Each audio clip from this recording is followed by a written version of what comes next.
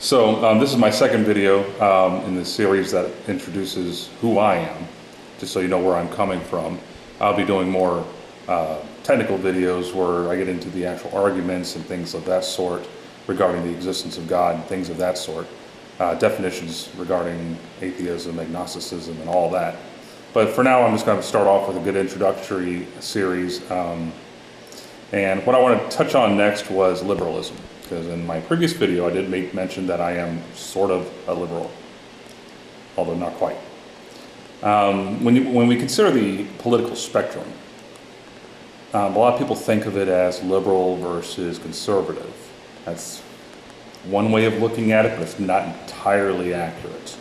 The way I look at it is authoritarian versus libertarian, and that can be considered the vertical axis, and then right versus left as a horizontal axis. So we got a two-dimensional field in which we can evaluate positions.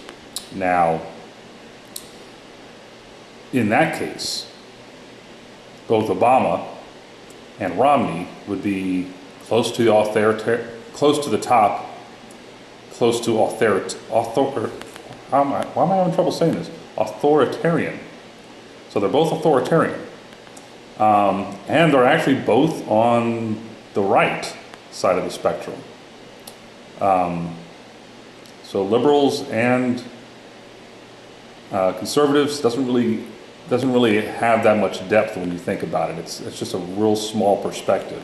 When it comes to left versus right, we're talking about the difference between, say, Thatcher versus Stalin. That'd be right versus left right there. Or Ayn Rand versus Gandhi. That's right versus left again.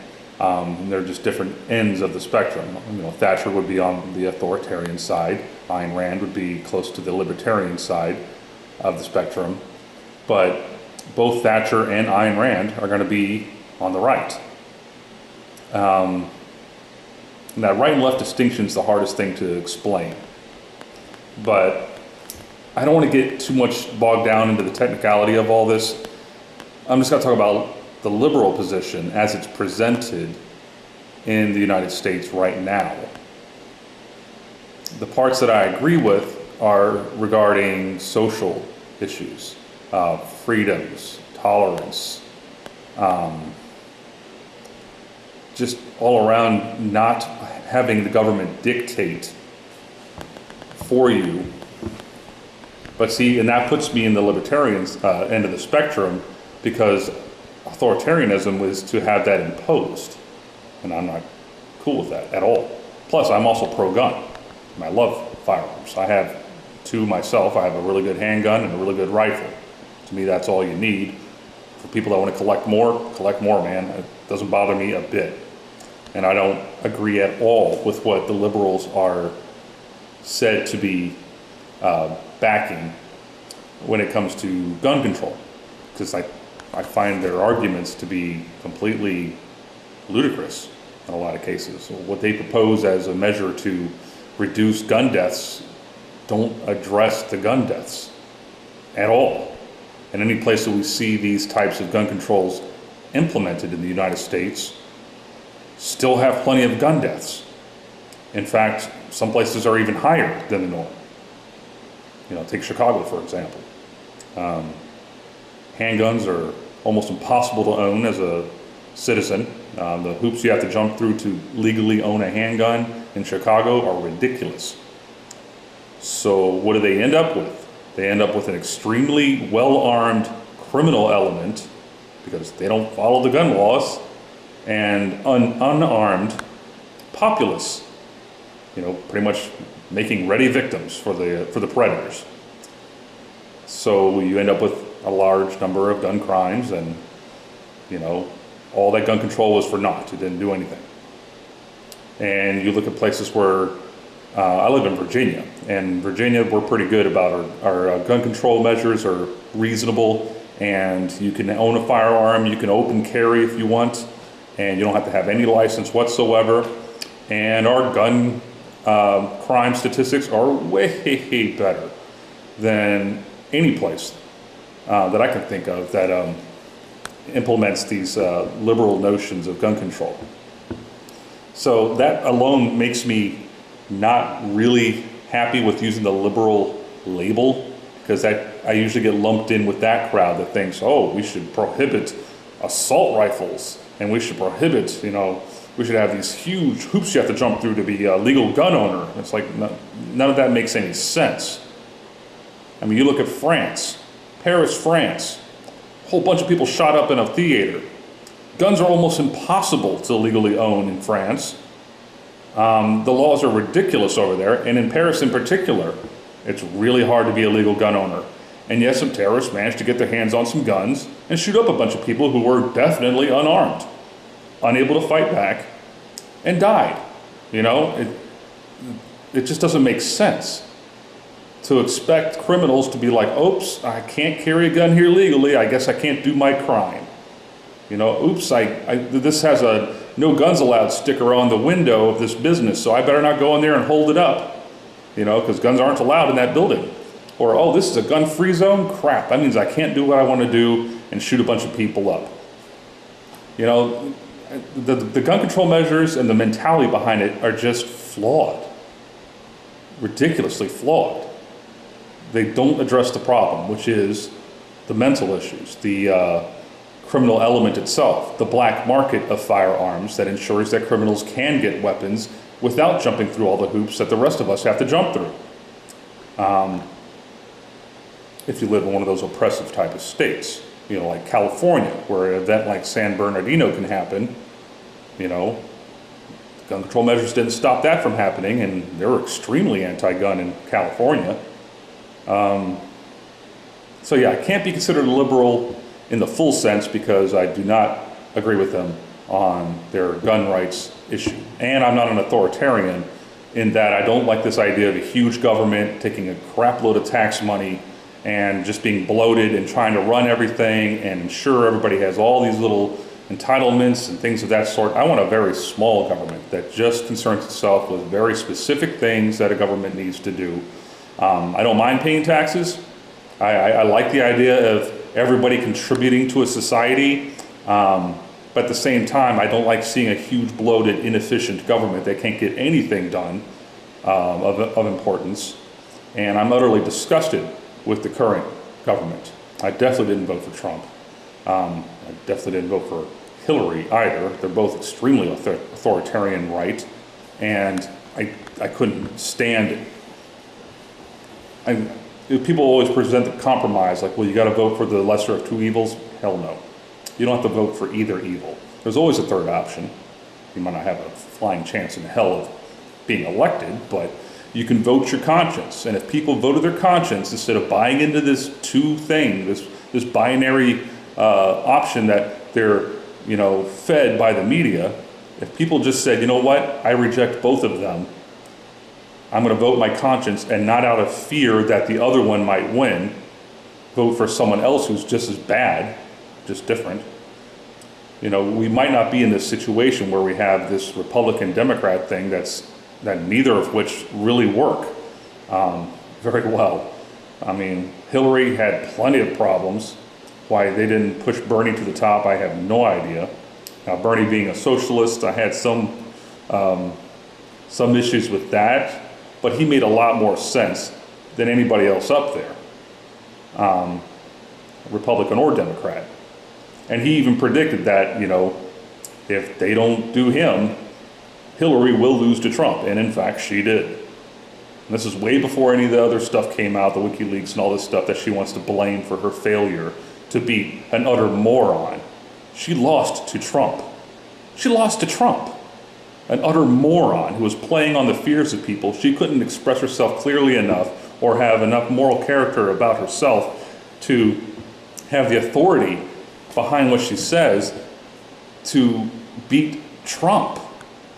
What does that say about the selection process? People, that's another thing about why I kind of diverge from liberals is they were putting her forth as, well, we need a woman president. This is a great thing. Let's vote for her because she's a woman. Of course, they would also say other things that makes her more qualified. And in fact, her government experience did make her more qualified.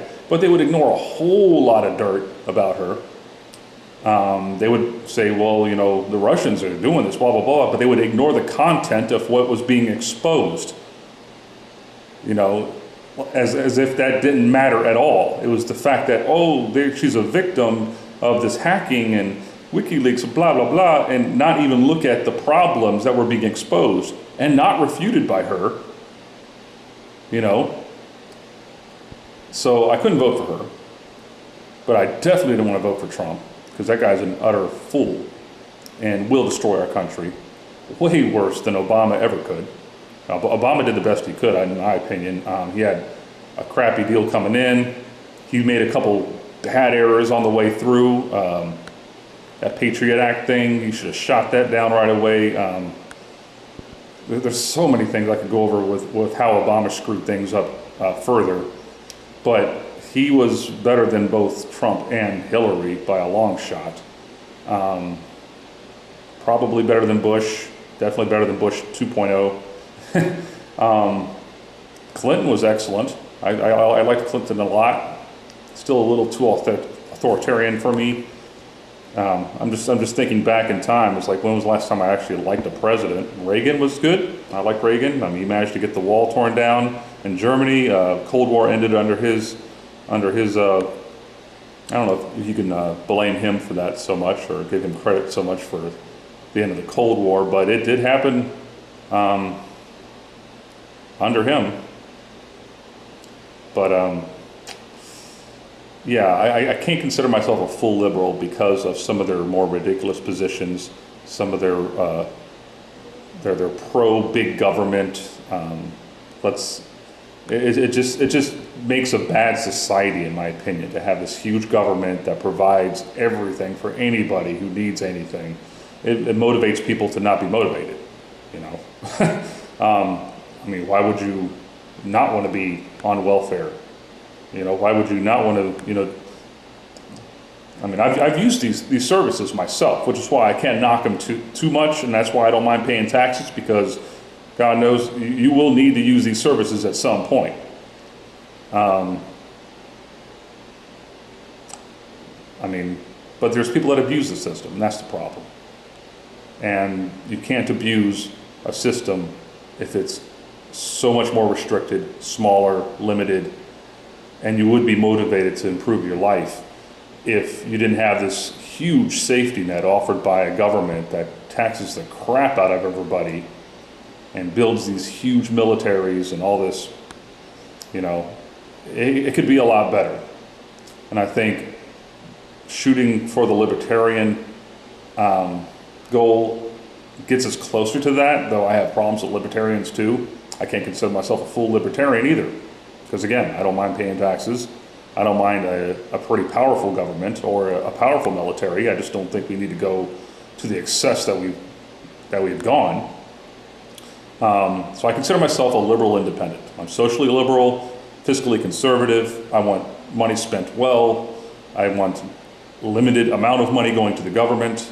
They don't have to tax us nearly as much as they do. And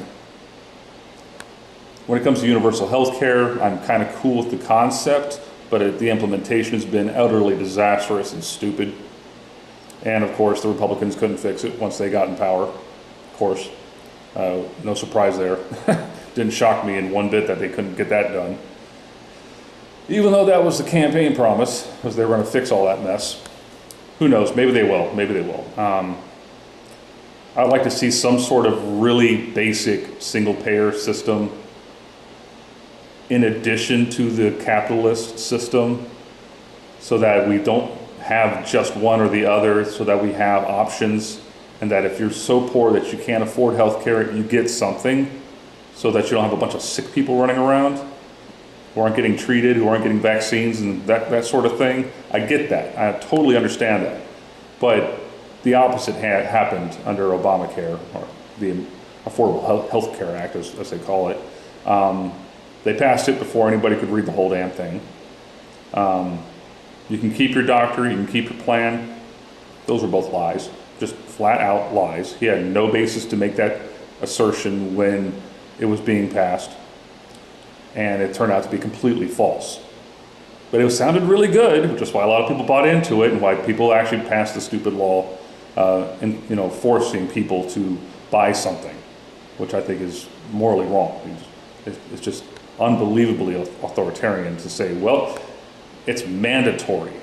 We will fine you if you're too poor to buy this.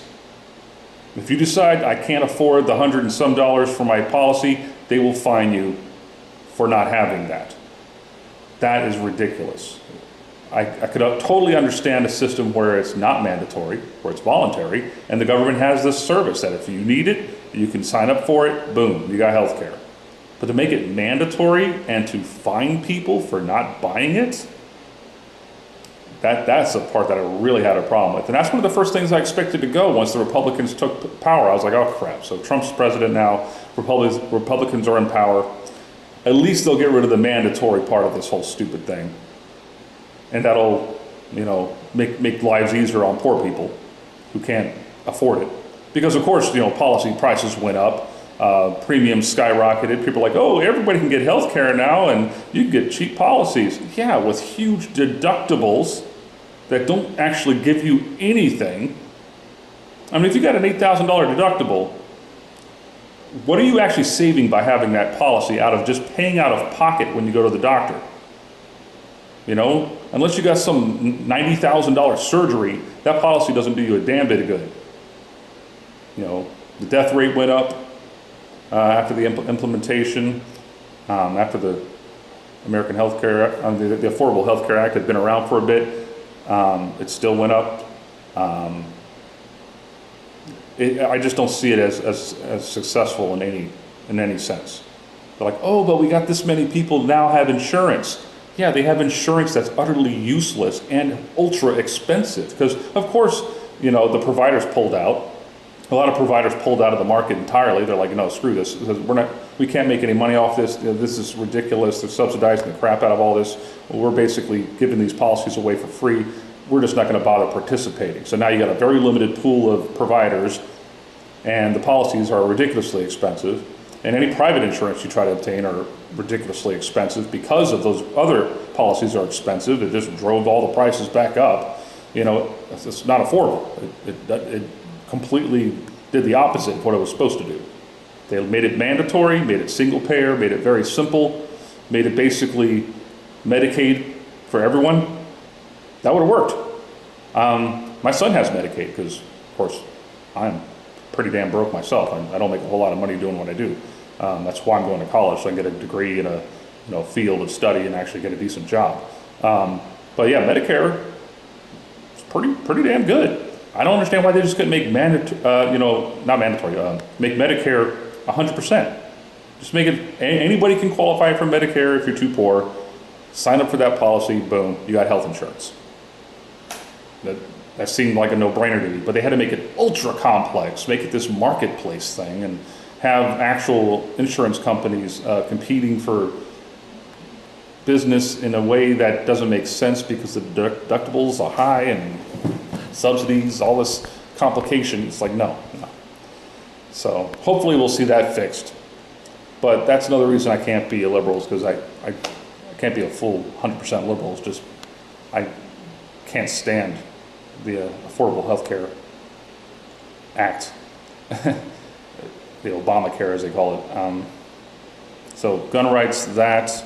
I'm pro-choice, but anti-abortion, which I'll get to in another video. I understand the woman's right to a bodily autonomy, and I'm not a woman, so I'm not going to comment too much on this, especially not in this video.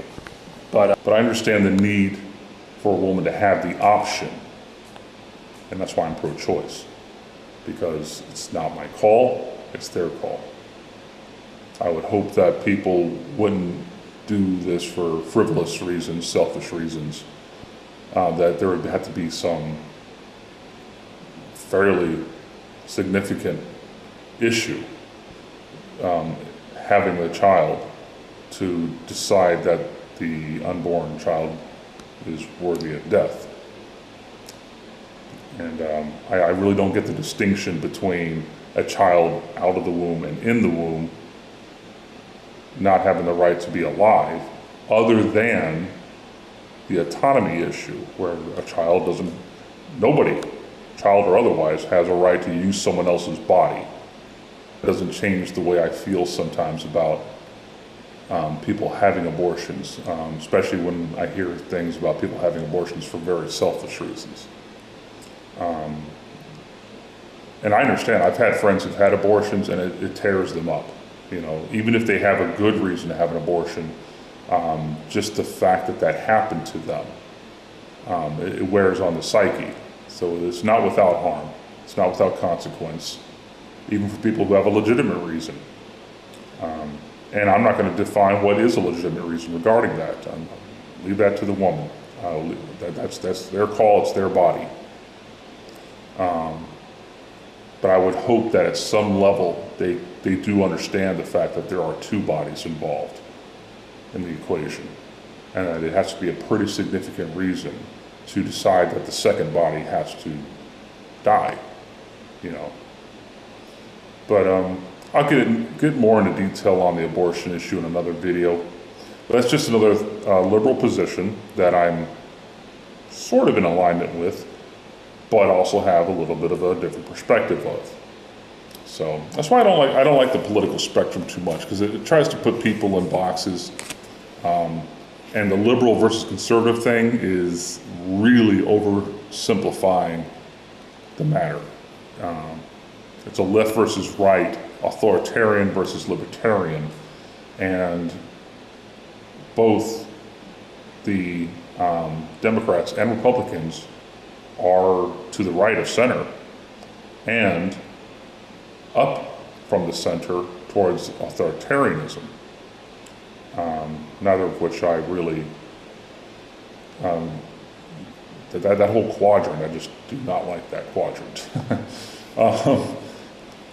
But I'm definitely not down for full-blown socialism, communism, none of that. But the problem is, I can't think of a society where, I mean, on the planet that's been successful that has gone with a full libertarian approach or anything remotely close to that. Seems like you either got a decent socialist society like we see in a lot of European countries, which rank better on pretty much every metric compared to the United States. Everything, they rank better. And I think there's a balance in there that can be achieved, where it's a little authoritarian, it's a bit socialist, but people's individual liberties and freedoms don't have to be controlled by a government. If you're not harming somebody, if your actions don't hurt anybody, if what you want to do can't hurt somebody, you should be allowed to do it. There shouldn't be restrictions and all this nonsense. So anyways, that's my video about how I am sort of a liberal, but not really. I think that's what I'm going to call this particular video when I upload it. And I'll probably shoot another video tonight, because again, I got several hours left before the shift ends. And I really want to get through these introduction videos so I can get on to the meaty, the big discussions that are actually relevant to atheism. In any case, I will see you later.